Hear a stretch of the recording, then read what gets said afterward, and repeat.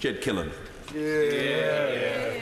Thank you, Mr Speaker. I beg to move that leave be given for me to bring in a bill to prohibit cash machine charges, to require banks to enable free cash withdrawals from current accounts in other circumstances, to require the Financial Conduct Authority to supervise an access to banking standard, to impose penalties for breaches of that standard, to establish a financial inclusion fund and provide for amounts received in such penalties to be paid into that fund and for connected purposes. Mr Speaker, recently Link, who set up the funding formula for ATM operators, consulted its members on proposals to reduce the interchange fee paid to ATM operators by banks when cash is withdrawn from 25p to 20p. The first phase of that cut will take place on the 1st of July 2018.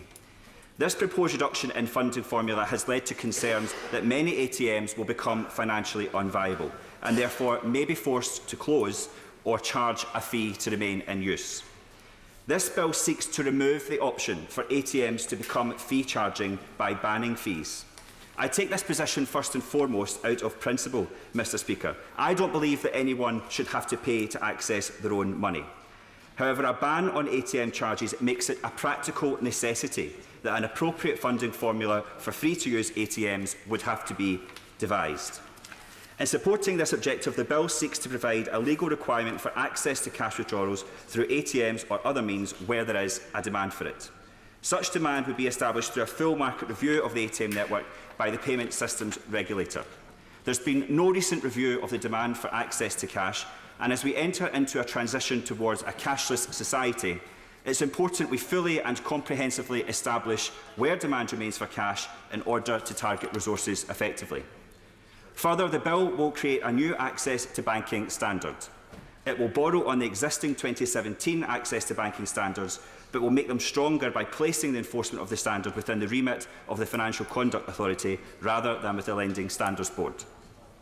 This new standard would introduce a financial inclusion penalty for banks that fail to meet the minimum threshold, with any funds gathered being used for a community reinvestment in alternative financial services.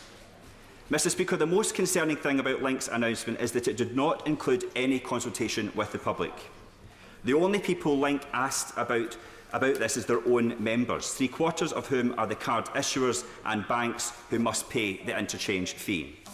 As a result, Link could be accused of a conflict of interest, as the majority of those consulted had a financial incentive to see the funding formula reduced. Due to this failure to consult, the first major evidence gathered about the public's views has happened after the fact. Research by the consumer group Which has found that 44% of those 1,200 members surveyed use a cash point at least once a week. 9 in 10 said access to free-to-use network was important to their daily lives, with more than half of those describing them as essential for their day-to-day lives. Likewise, a poll of small businesses by the FSB found that 59% of retail businesses felt a cash machine was useful to their business, with 50% saying their nearest free-to-access cash point is already over 1 kilometre from their business. In my own constituency, we have seen banking services gradually pushed out to the 2 larger towns of Rutherglen and Hamilton at either end of the constituency, with towns in the middle like Cambuslang left with no bank branches. In fact, there are now more ATMs in the Houses of Parliament than there are in the entirety of Cambuslang Main Street. These reductions have a real-world impact.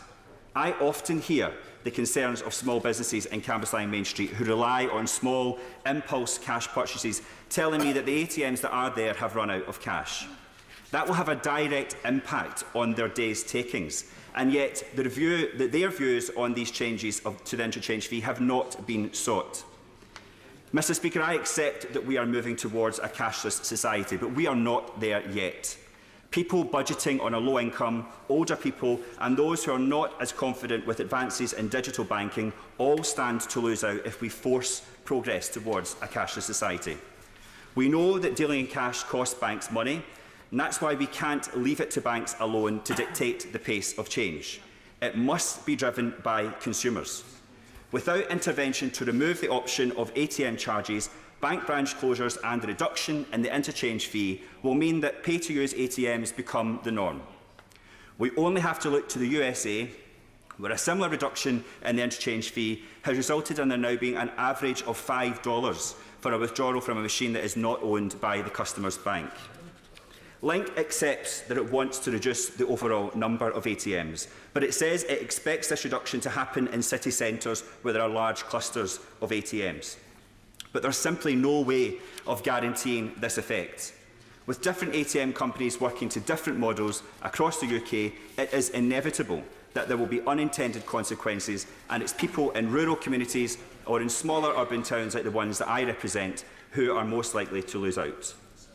The assurances that there will be a financial inclusion programme to incentivise at-risk machines where there is not another free-to-use machine within 1 kilometre sounds good in theory, but there is no evidence that Link has the capability or resources to monitor the 70,000 ATMs across the UK. Once a machine closes, it can cost between £7,000 and £10,000 to have it reinstalled, which means when an ATM does go, it's likely gone for good. There is a high risk that Link's strategy will fail, and currently this risk is borne purely by the public and not by the banks or the network who have made this decision. This bill seeks to shift that risk away from those communities who still rely on ATMs, because if there's no option for an ATM machine to turn pay-to-use, the onus will be on Link and the banks to ensure it remains financially viable using the interchange fee. Of course, that doesn't remove the risk of the ATM operator closing the machine altogether, which is why the bill also seeks to provide a legal requirement for access to free cash through ATMs or other means, following a market review of the network by the Payment Systems Regulator to establish demand. There is a wider issue to do with how banks are serving our communities that I am seeking to address in this bill. To our great frustration, it appears that banks can currently effectively do what they please in pulling out of our communities. I believe that access to banking standards serves as a good base to shape a system to protect access to banking infrastructure. However, the Lending Standards Board does not have the powers to enforce them effectively. So the bill proposes to shift that responsibility to the Financial Conduct Authority and gives the FCA the ability to impose a financial inclusion penalty to provide funds to communities who have been cut off by their banks. There exists similar legislation in the US where banks are required to provide funding for alternative financial services when they close or relocate. The financial inclusion penalty proposed in this bill would impose a fine on a bank which does not live up to the access to banking standards or doesn't take voluntary action to provide alternative services when it pulls out of a community. This penalty would extract funds that can be used to finance alternative financial infrastructures such as credit unions, banking hubs or free-to-use ATMs. Mr Speaker, in conclusion, and to be blunt, ATM charges are a rip-off. Over the last few years, the public have supported banks. Their hard-earned taxes were used to bail them out, and in response to that, our communities are being ripped off by the banks at every turn, as they relentlessly pursue their mission to drive services online and move towards a cashless society. Society is changing, and technological advancements are to be welcomed, but we cannot leave it to the banks to do the right thing on their own. I'm pleased this bill has secured support from members of the three main parties in this House, and I would just end by saying that whatever happens to this bill beyond today, if we want to protect the communities that we represent from being ripped off further, we need to take action. And I hope members across this House will support those efforts. Order. The question is that the honourable member have leave to bring in the bill. As many as other opinions say aye. Aye. To the contrary, no. I think the ayes have it. The ayes have it. Who will prepare and bring in the bill? Alex Sobel, Gareth Snell, Stephen Doughty, Paul Sweeney, Danielle Rowley, David Drew, Anna Turley, Chris Stevens, Stephen Kerr, Christine Hare, Bill Grant and myself. Very good.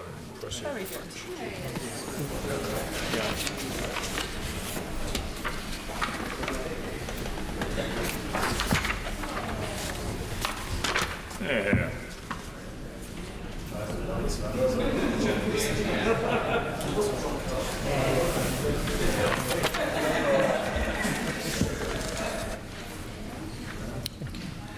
Banking, cash machine charges and financial inclusion bill. Second reading what day? Friday, 23rd of November. Friday the 23rd of November. Thank you. Order.